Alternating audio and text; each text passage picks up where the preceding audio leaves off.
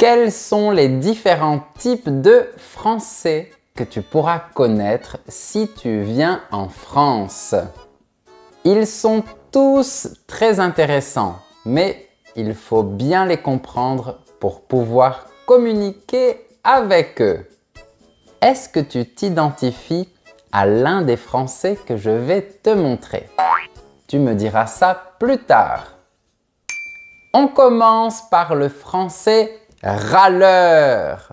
C'est un Français qui aime se plaindre de tout et de n'importe quoi. Dire qu'un Français est râleur, c'est déjà un peu redondant. Parce que nous, les Français, on adore râler. C'est dans notre ADN, c'est normal. Et tu connais peut-être notre râleuse professionnelle, Ginette. Quoi? Le magasin ferme à 18 h? Mais c'est n'importe quoi! Comment est-ce que je vais faire pour faire les courses? Heureusement, j'ai ma baguette. Mais elle a l'air plus petite que d'habitude. Je vais aller voir le boulanger. C'est pas possible. Les gens savent plus travailler. Quelle honte!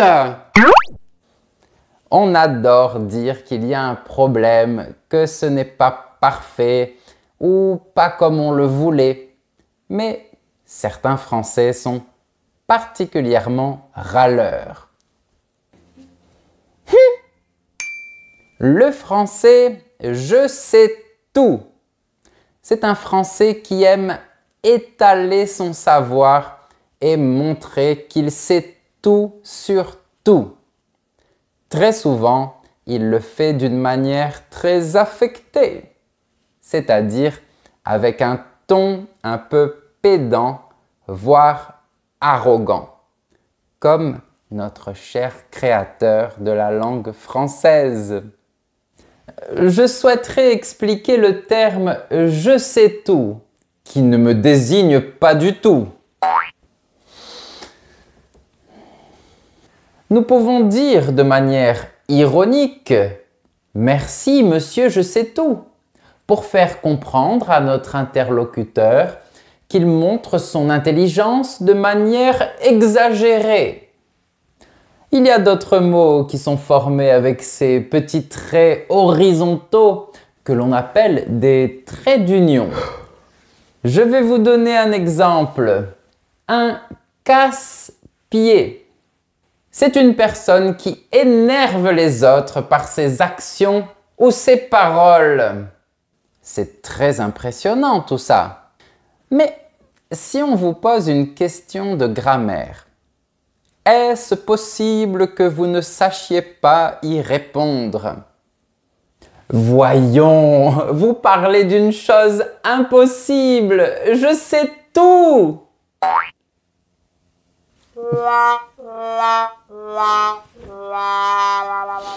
Monsieur le professeur, vous êtes un vrai casse-pied. Désolé, je plaisante. Le français bobo. Ce mot est une abréviation de bourgeois, bohème. Un bobo aime tout ce qui est bio, équitable et artisanal. Il habite généralement dans un quartier à la mode, pratique le yoga et il ne rate jamais son brunch du dimanche, comme Louis, notre français bobo décontracté. Ouais, ben carrément. Dimanche, on se fait un brunch. Impec. Ah non, samedi par contre, c'est pas possible. Le matin, d'abord, j'ai yoga pour ouvrir mes chakras. Et après, je vais découvrir le nouveau marché bio du quartier avec Michou. Ouais, Michou, c'est mon pote qui avait préparé le super cocktail à base de kombucha. Une dinguerie. Une dinguerie. Une expression bobo.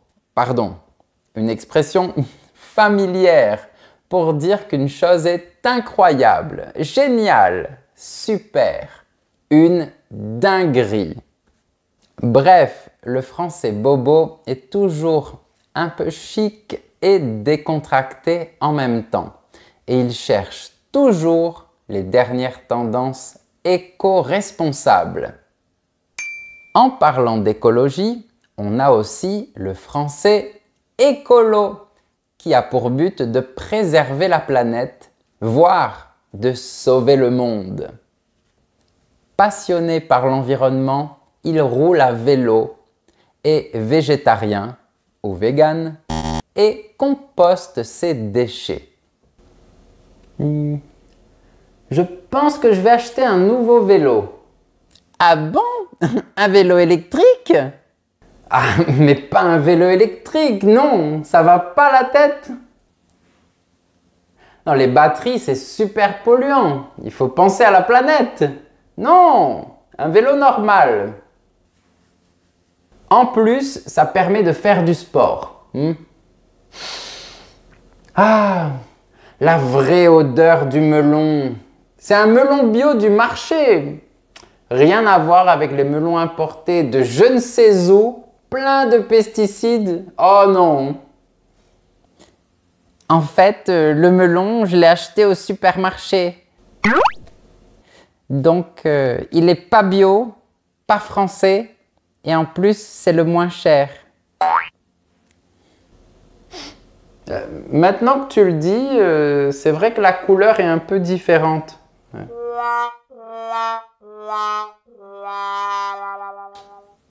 Le français écolo milite comme il peut pour un environnement plus vert et une alimentation plus saine.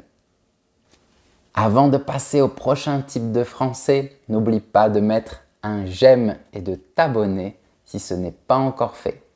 Ça me montrera que tu aimes mes vidéos. Le français babacool. C'est un français qu'on voit rarement, mais il y en a beaucoup. Le français babacool est toujours dans son coin. Il ne dérange personne parce qu'il est discret. Il profite de la vie sans rien demander à personne. C'est un hippie français. En fait, demain, on va faire une randonnée, pas trop dure, mais dans les montagnes. On va apprécier la vue, les oiseaux, les arbres, le paysage, tout ce que la nature a à nous offrir. Comme le disait si bien le philosophe Épictète, ne demande pas que ce qui arrive arrive comme tu désires, mais désire que les choses arrivent comme elles arrivent et tu seras heureux. On l'a bien compris, le français babacool accepte la vie comme elle est et il n'est pas violent. Au contraire, il prône l'amour et la tolérance. Le français campagnard. Attaché à ses racines, ce français vit au rythme des saisons et connaît tous les secrets de son potager. Et bien sûr, il vit à la campagne. C'est quand même bien tranquille la campagne, mais là, ils veulent nous mettre une autoroute qui va passer en plein milieu du village. Je comprends pas. Eh bien, en plus, ils veulent passer sur mon terrain. Ils vont couper mes salades en deux. Je pourrai plus faire coucou à ma voisine Bernadette. Non, ils ont déjà commencé les travaux, donc les promenades paisibles en forêt, c'est terminé. L'urbanisation comme ça me brise le cœur. Même mon coq, il a arrêté de chanter.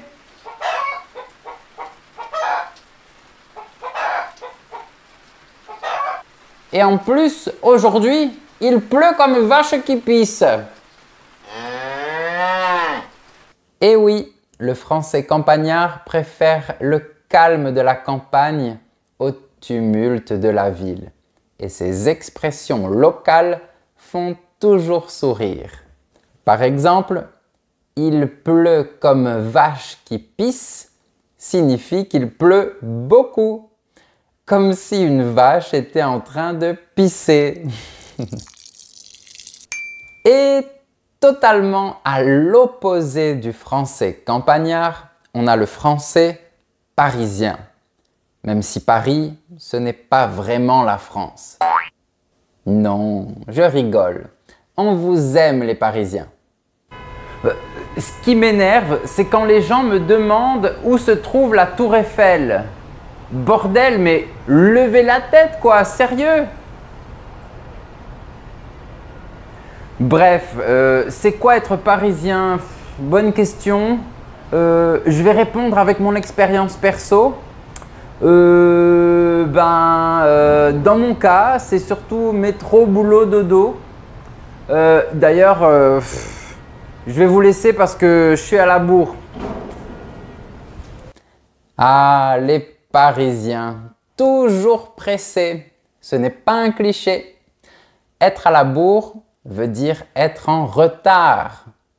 Et l'expression métro, boulot, dodo signifie qu'on a une routine répétitive et monotone qui consiste à prendre le métro, à travailler et à dormir, comme c'est le cas pour beaucoup de Parisiens.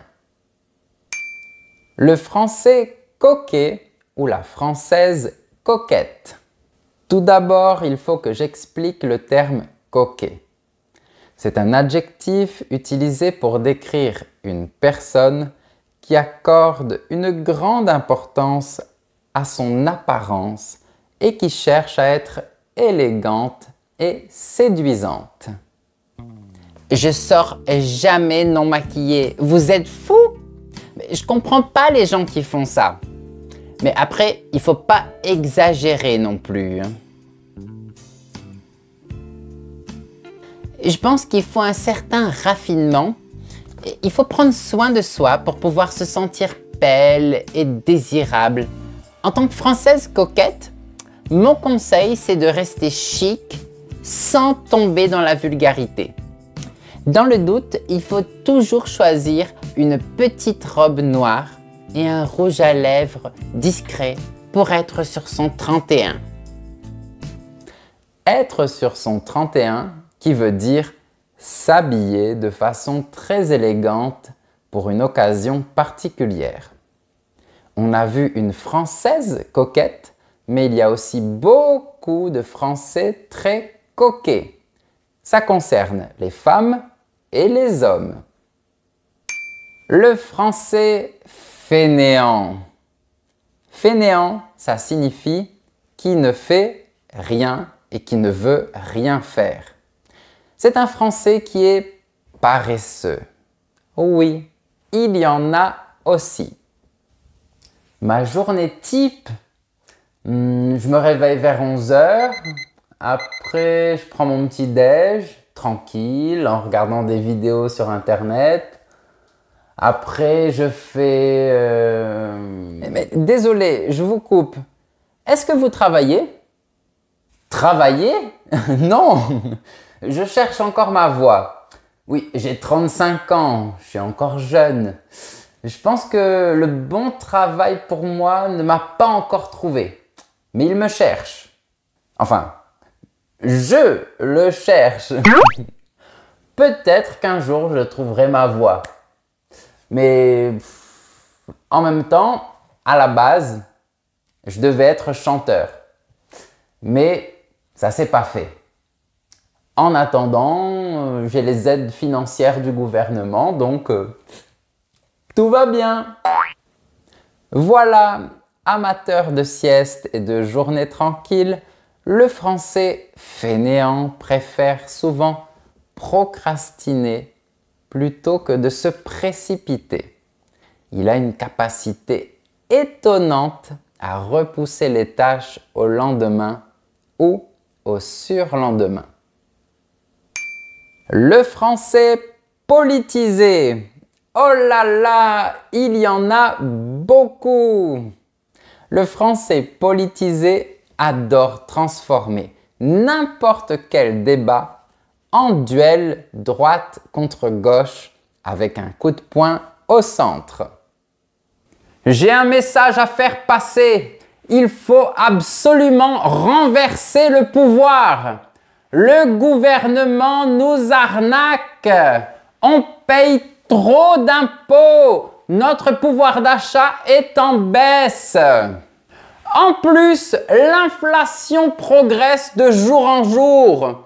Si ça continue comme ça, on ne pourra plus s'acheter de croissants. Moi, je demande le retour de la guillotine. Rendez le pouvoir au peuple. À bas le gouvernement. On va bloquer les rues. Il demande un progrès social significatif et il est prêt à tout pour défendre ses droits. Et la retraite à 40 ans. Ah, ça, je pense que ça va être impossible. Impossible n'est pas français. Impossible n'est pas français. Alors, tu as déjà vu ces types de français dans ta vie? Et toi, tu ressembles à quel type de français? Dis-moi ça en commentaire. Et n'oublie pas que tout ce que j'ai dit dans cette vidéo représente des clichés. Les êtres humains sont beaucoup plus complexes que ça et on est un mélange de plein de caractéristiques. On ne peut pas se limiter à ça, même si certains traits sont plus ou moins prononcés chez certains. En tout cas, j'espère que tu as bien rigolé et que tu as appris beaucoup de choses. Si tu as aimé cette vidéo, n'hésite pas à la partager et à mettre un j'aime. Si tu apprécies ma chaîne, tu peux aussi soutenir mon travail en rejoignant ma communauté de super élèves et regarder les autres liens très intéressants qui se trouvent dans la description de la vidéo. À bientôt!